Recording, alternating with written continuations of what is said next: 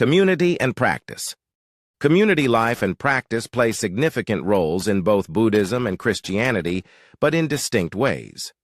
Christianity places a strong emphasis on communal worship and fellowship. Churches and congregations gather for prayer, worship services, and communal activities, believing that faith is strengthened and expressed through community. Buddhism also values community, known as the Sangha, which includes monks, nuns, and lay followers. The Sangha provides support for individual practice and adherence to the Buddhist path. Monastic communities play a crucial role, offering teaching and guidance, and lay practitioners often support these communities through offerings and participation in rituals. Main lesson. This comparison reveals that while both religions value community, Christianity emphasizes communal worship and fellowship, whereas Buddhism highlights the supportive role of the Sangha in individual spiritual practice.